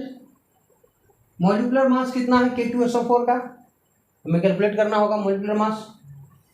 तो Ma कैलकुलेट कैसे करेंगे, तो Ma का जो वैल्यू होगा 2 पोटासियम है और 2 एक सल्फर है और 4 ऑक्सीजन है, यही ना जी, 2 पोटासियम 1 सल्फर और 4 ऑक्सीजन। तो पोटासियम का कितना होता है 39, सल्फर का 32, ऑक्सीजन का कितना होता है 16, 78। 39 इंटू 278, 32, 16 इंटू 4 64, 4 2 6 6 8 14, 14 का 4 6 3 9 और 9 7 16, क्या हो जाएगा 17। तो मोलिकुलर मास कितना आया K2SO4 का 174, तो 174 लिख दिया हमने। वॉल्यूम 2 लीटर है। R का वैल्यू क्या अगर लेंगे, ऑस्मोटिक प्रेशर किसमें निकालना चाहते हैं, एटीएम में। एटीएम अगर निकालना चाहते हैं 0.082 और टेम्परेचर तो 298 केल्विन दिया ही है कि नहीं। तो इसको सीधे हम पॉइंट यहाँ से हटा देते हैं। यहाँ पे पॉइंट था, इस पॉइंट को हमने हटा दिया यहाँ पर।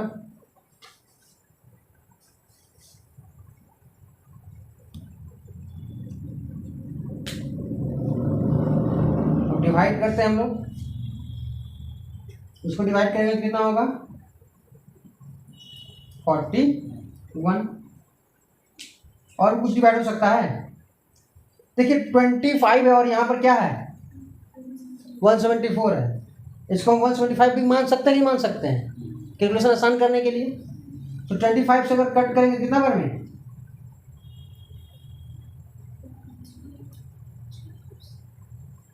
6 बार में 150, तो 7 बार में, अप्रॉक्स 7 बार में।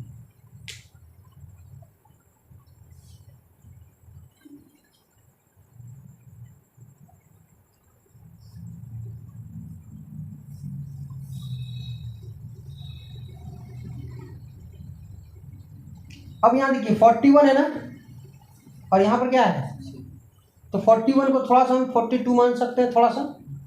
तो क्या होगा 7 को कितना बार में 6 बार में, है कि नहीं। 5.9 कुछ आएगा, 6 मान लीजिए।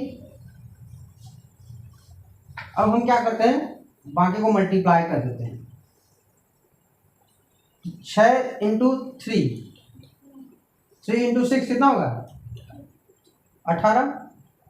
18 को 298 से मल्टीप्लाई कर दो, 298 इंटू 18, तो क्या होगा 64। हम चाहते तो 300 से भी मल्टीप्लाई कर सकते थे। हम क्या करते हैं, तो 298 को हम क्या कर देते हैं 300 मान के चल रहे हैं,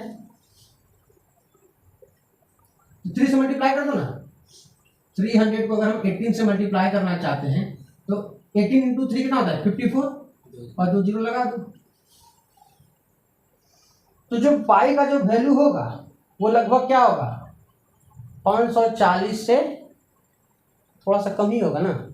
540 से क्या होगा कम होगा, क्यों, क्योंकि हम हर कुछ में बढ़ा रहे थे। तो जो पाई का वैल्यू होगा वो थोड़ा सा हम कम मान लेंगे। तो कितना आ रहा था 5400 ऐसे आया। इसको हम क्या कर लेते हैं 5400 से थोड़ा सा कम ले लेते हैं, इसको हम क्या ले लेते हैं 50। तो जो पाई का वैल्यू है उसको मान के चलते हैं 5400 है, तो हम इसको मान लेते हैं 5350 मान लेते हैं, थोड़ा सा कम कर दिए। अब जीरो कितना है 6 जीरो है ना,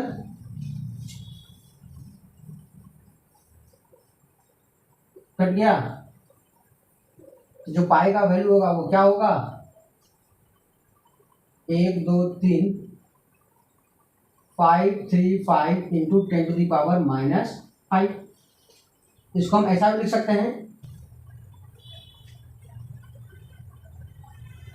80।